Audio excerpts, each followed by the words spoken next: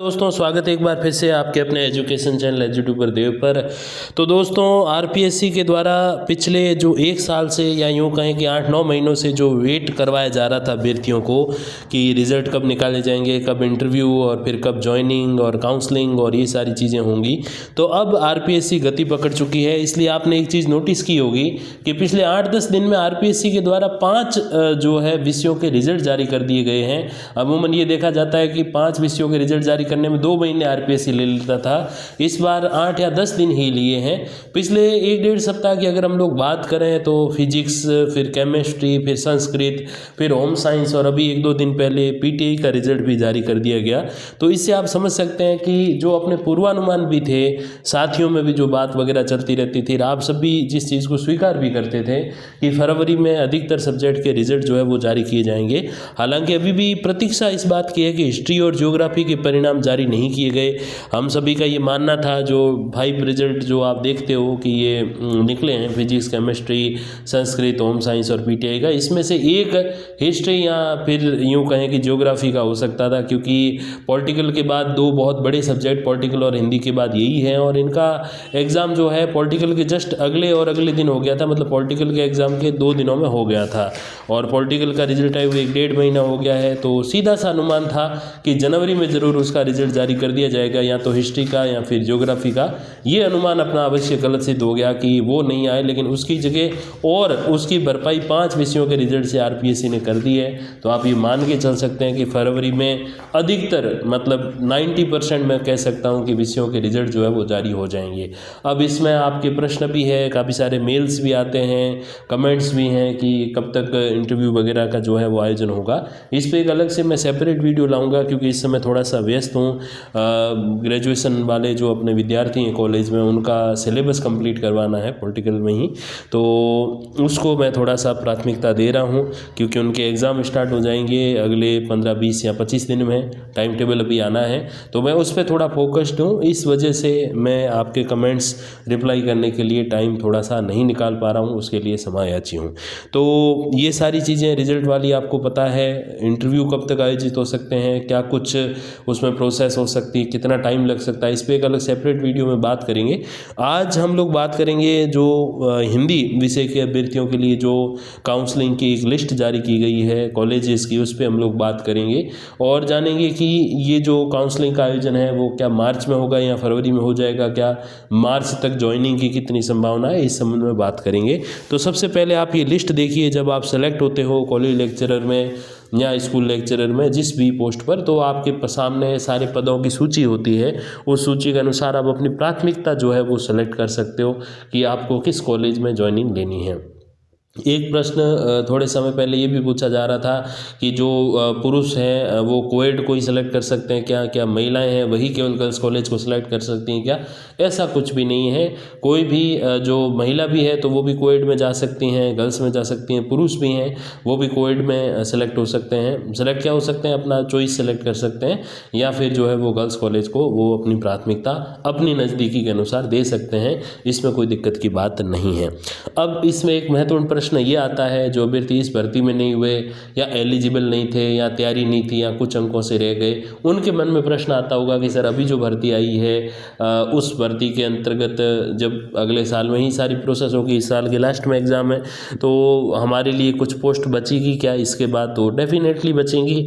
जब तक भारत विकासशील रास्ते पे अग्रसर होता रहेगा, विकसित होने की ओर बढ़ता रहेगा, जब तक जनसंख्या स्लोली जैसे भी बढ़ रही है बढ़ती रहेगी, वैसे वैसे विकास होगा और वैसे वैसे विकास होगा उसी प्रकार जो है वो कॉलेजेस की अलग अलग छोटे छोटे स्तर पे स्थापना होती जाएगी और पद सृजित होते जाएंगे। तो बिल्कुल भी ऐसा नहीं होगा। हाँ, कम ज़्यादा हो सकते हैं पद, जैसे कभी 2000 पदों पे भर्ती आ रही थी, कभी 500-600 पे ही आ रही है, तो वो एक स्थिति हो सकती है कि 100-200 पे ही आए, लेकिन आएगी अवश्य और जो अच्छी तैयारी करते हैं वो नौकरी लगेंगे अवश्य, ये ध्यान रखिएगा।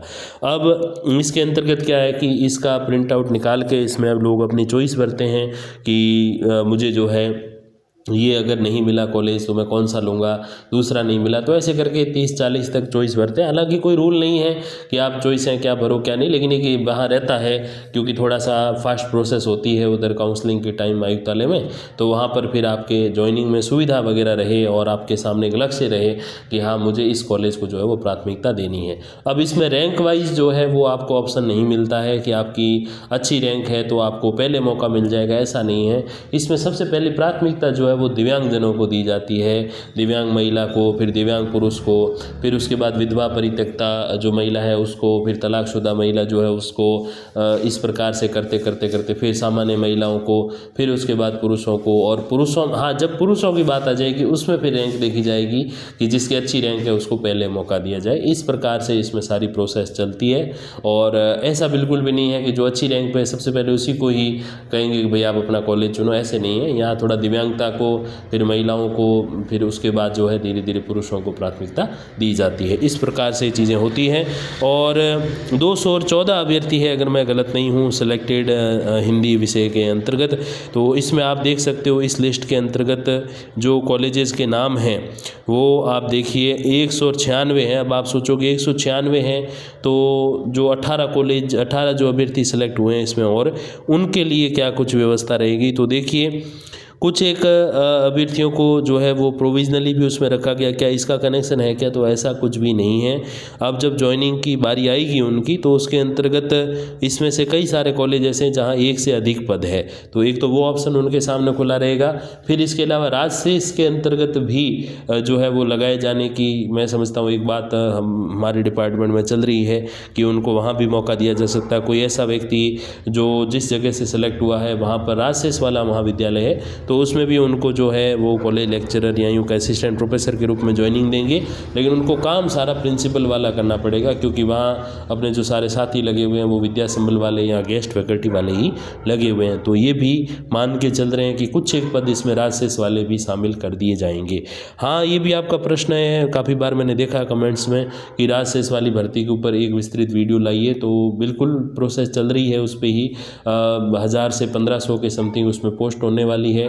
क्या कुछ रूल्स एंड रेगुलेशंस वगैरह रहेंगे, कांग्रेस सरकार ने बनाए थे, अब बीजेपी सरकार, भजन लाल जी की सरकार क्या इसमें कर रही है चेंजेस, उसके ऊपर थोड़ी और स्पष्टता हो जाए तो मैं उस पर भी एक वीडियो लेकर आऊँगा। तो इस प्रकार से लोग प्राथमिकता इसमें से जो है वो सेलेक्ट की जाती है अभ्यर्थियों के द्वारा, और उसके बाद उसमें जो है आपको ज्वाइनिंग दी जाती है। जैसे काउंसलिंग वगैरह हो जाती है तो काउंसलिंग के बाद एक फाइनल जो ज्वाइनिंग लिस्ट है या जो ज्वाइनिंग ऑर्डर्स हैं वो जारी किए जाते हैं। सबका अलग अलग पर्सनल नहीं होता है, पूरी लिस्ट ही जारी की जाती है जिसमें अभ्यर्थी का नाम, पिताजी का नाम, उनका पूरा पता, उनकी मेरिट, उनकी कैटेगरी, जो सब कैटेगरी वगैरह सारी चीज़ें होती है, और आगे उनका ज्वाइनिंग का स्थल कौन सा है वो होता है। और लगभग 20 से 21 दिन का जो है वो टाइम आपको दिया जाता है ज्वाइनिंग के लिए, उतने समय में आपको जाके ज्वाइन करना होता है। इसमें कई सारे अभ्यर्थी ऐसा होता है वो अच्छा मुहूर्त देखते हैं कि भाई पंडित जी को पूछा कि उसके अकॉर्डिंग ज्वाइन करें, तो वो भी उनकी इच्छा, लेकिन याद रहे उतने दिन के भीतर आपको ज्वाइन कर लेना है, नहीं तो फिर क्या है कि बड़ी दिक्कतें रहती है फिर से रीज्वाइन ऑर्डर जो है वो निकलवाने के लिए। तो इस प्रकार की कुछ प्रोसेस है। अब ज्वाइनिंग्स भी जो है मार्च तक स्टार्ट हो जाएंगी, फरवरी में काउंसलिंग की पूरी संभावना है आयुक्तालय के द्वारा, और रिजल्ट जो है जितनी गति से अभी आ रहे हैं अगर उस गति को आरपीएससी नहीं बदलता है तो आप मान के चलिए कि फरवरी में मैं मानता हूँ कि 90% क्या 100 ही मान लो सारे रिजल्ट ही आ जाएंगे। हाँ इंटरव्यू आयोजन करने में भी 4-5 या 6 महीने और लग सकते हैं क्योंकि पैनल में थोड़ा समय लगता है, और उसके बाद भी फिर अलग अलग सत्र में आयोजन करवाना 30, 35 या 40 से अधिक एक दिन में हो नहीं पाते इंटरव्यू, तो ये भी सारी चीज़ें देखनी होती है। तो हाँ उसमें समय लगेगा, रिजल्ट आपके सामने इस महीने में अधिक से अधिक देखने को मिल सकते हैं। और जो भी अपडेट्स आएंगे इस संबंध में वो उस संबंध में एक अलग से वीडियो बना के आपके समक्ष उपस्थित करूँगा। तब तक के लिए धन्यवाद, नमस्कार।